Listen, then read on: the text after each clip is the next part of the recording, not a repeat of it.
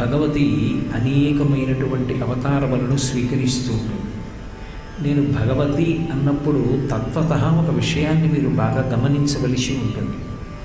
పరబ్రహ్మము నిజమునకు స్త్రీ కాదు, పురుషుడు కాడు, నపుంసకుడు కాడు. ఆయన ఏదో ఒక విధమైనటువంటి రూపానికి చెందినవాడు కాడు. స్త్రీ పురుష నపుంసక మూర్తియును కాక, తిర్యక్ అమర నరాది మూర్తియును కాక, కర్మ గుణభేద సదసత్ప్రకాశి కాక, వెనుక నన్నియుతానగు విభుదలంతు అంటారు పోతన గారు.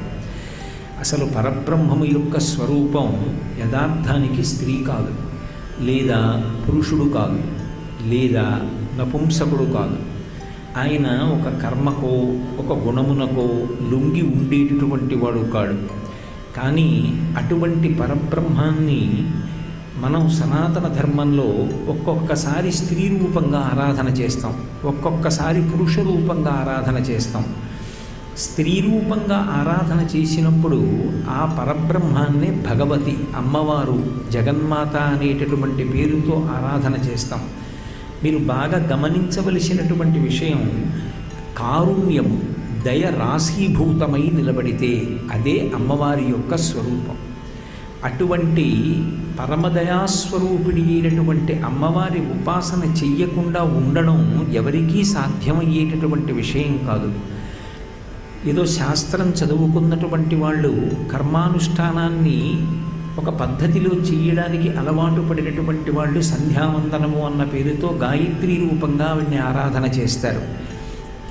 ఒకవేళ ఏ కారణం చేతనైనా అలా శాస్త్రీయంగా ఆరాధన చెయ్యకపోయినప్పటికీ, అంత పరిజ్ఞానం లేకపోయినప్పటికీ, కనీసం గ్రామదేవత అన్న పేరుతోనైనా అమ్మవారికి ఆరాధన జరుగుతుంది. అమ్మవారి ఆరాధన లేకుండా అసలు ఎక్కడ ఉండదు. ఆ తల్లి ఎందరికో కుమార్తెగా వచ్చింది. ఇక్కడ గమనించవలసిన విషయం, ఆవిడ ఎంతమందికైనా కుమార్తెగా వస్తుంది. అసలు యథార్థంగా చెప్పాలంటే ఏ ఇంట్లో ఆడపిల్ల ఉన్నా ఆ ఆడపిల్ల పరదేవత యొక్క స్వరూపమే. ఎంతమందికైనా కుమార్తెగా వచ్చేటటువంటి కారుణ్యము కలిగినటువంటి తల్లి, భర్త మాత్రం సర్వకాలముల యందు సర్వేశ్వరుడు. ఆవిడ మహాపతివ్రత. ఎందుచేత అంటే ఈ దేశంలో స్త్రీ ధర్మంలో అత్యంత ప్రధానమైనటువంటి ధర్మం పాతివ్రత్యం. ఆ పాతివ్రత్యాన్ని తల్లి నిరూపించి సమస్త కాలముల యందు చూపిస్తూ ఉంటుంది. అందుకే మహామాయా విశ్వం భ్రమయసి పరబ్రహ్మ మహిషి అంటారు సౌందర్యలహరిలో శంకర భగవత్పాదులు. ఆమె ఈ లోకానికంతటికీ కూడా నడవడిని నిరూపణం చేస్తూ ఉంటుంది. అందుకే ఎంతమందికైనా కుమార్తెగా వస్తుంది, కానీ భర్త మాత్రం పరమేశ్వరుడే. అది ఆమె యొక్క సౌశీల్యం, ఆమె యొక్క పాతివ్రత్యం. అటువంటి తల్లి ఒకానొకప్పుడు భృగు మహర్షి కోరుకున్నాడు అని భార్గవి అన్న పేరుతో వచ్చింది. అందుకే అమరకోశం లక్ష్మీదేవి యొక్క నామాలు చెప్తున్నప్పుడు అమ్మవారికి భార్గవి అంటూ, ఆమె క్షీరసముద్రము యొక్క కుమార్తె, లోకజనని ఈ పేర్లు చెప్తుంది. భృగు మహర్షి ఆమెని కుమార్తెగా పొందాలి అని కోరుకుని తపస్సు చేశాడు కాబట్టి భృగు మహర్షిని అనుగ్రహించి వచ్చింది కాబట్టి భార్గవి. అలాగే ఒకప్పుడు హిమవంతుడు అమ్మవారిని కుమార్తెగా పొందాలని కోరుకున్నాడు. హిమవంతుణ్ణి అనుగ్రహించి వచ్చింది హైమవతి. పర్వతరాజపుత్రిగా వచ్చింది కాబట్టి పార్వతి. అదే తల్లి ఒకప్పుడు దక్ష ప్రజాపతికి కూతురుగా వచ్చింది దాక్షాయణి. అదే తల్లి ఒకప్పుడు ఆకాశరాజుకి కుమార్తెగా వచ్చింది పద్మావతి. అదే తల్లి ఒకప్పుడు జనక మహారాజు గారికి కుమార్తెగా వచ్చింది జానకి.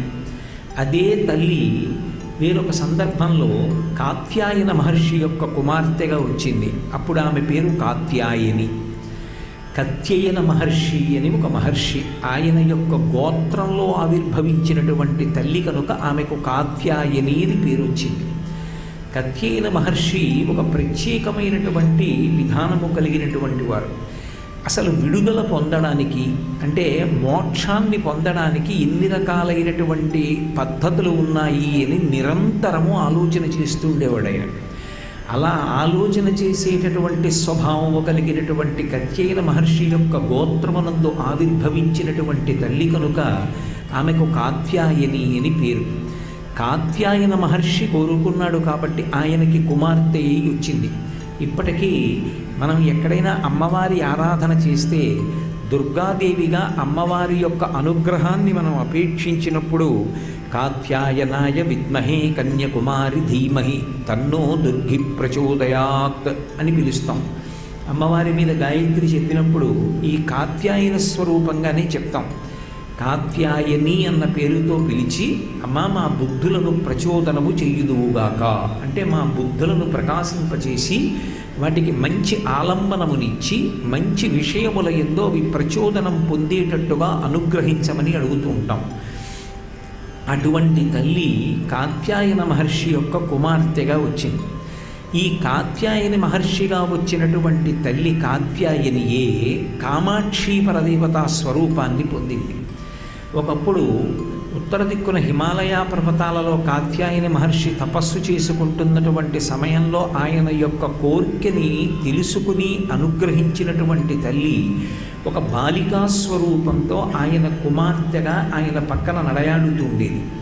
నా కుమార్తె అన్న భావనతో పరమ సంతోషంతో పెంచి పెద్ద చేశాడు.